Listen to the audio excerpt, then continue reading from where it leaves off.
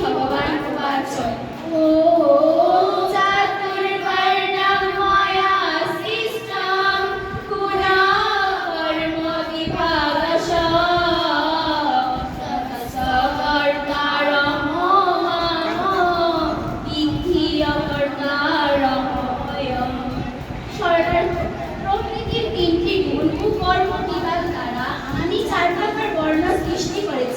আমি তার কর্তা হওয়া সত্ত্বেও আমাকে অকর্তা ও অভয় বলে যাচ্ছে।